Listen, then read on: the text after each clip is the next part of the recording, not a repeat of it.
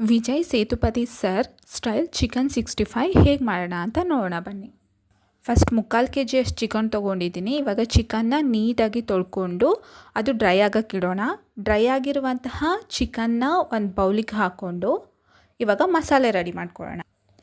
6 ಮೆಣಸಿನ್ಕಾಯಿ, ಸ್ವಲ್ಪ ಜೀರಿಗೆ, 1 ಹಿಡಿಯಷ್ಟು ಕೊತ್ತಂಬರಿ ಸೊಪ್ಪು, ಬೆಳ್ಳುಳ್ಳಿ, ಶುಂಠಿ ಹಾಗೆ 2 ಟೇಬಲ್ ಸ್ಪೂನಷ್ಟು ಮೊಸರನ್ನ ಹಾಕ್ಕೊಂಡು ನೀಟಾಗಿ ಗ್ರೈಂಡ್ ಮಾಡ್ಕೊಳ್ಳಿ. ನೋಡಿ ಹೇಗೆ ಗ್ರೈಂಡ್ ಆಗಿದೆ.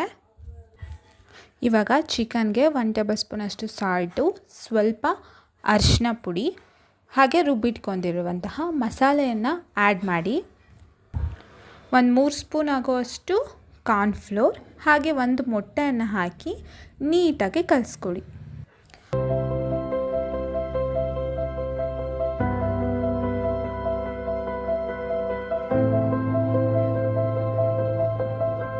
ಹಾಫ್ ಆನ್ ಅವರ್ ಮ್ಯಾರಿನೇಟ್ ಆಗೋಕ್ಕಿಡಿ. ನೋಡಿ ಎಷ್ಟು ಚೆನ್ನಾಗಿ ಮ್ಯಾರಿನೇಟ್ ಆಗಿದೆ.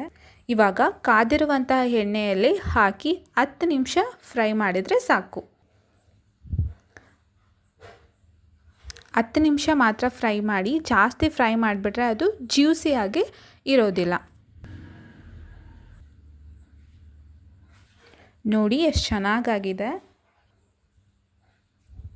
ನೋಡಿದ್ರಿ ಅಲ್ವಾ ಎಷ್ಟು ಚೆನ್ನಾಗಾಗಿದೆ. ನೀವು ಒಂದು ಸಲ ಟ್ರೈ ಮಾಡಿ ಹೇಗಿದೆ ಅಂತ ಕಮೆಂಟ್ ಮಾಡಿ.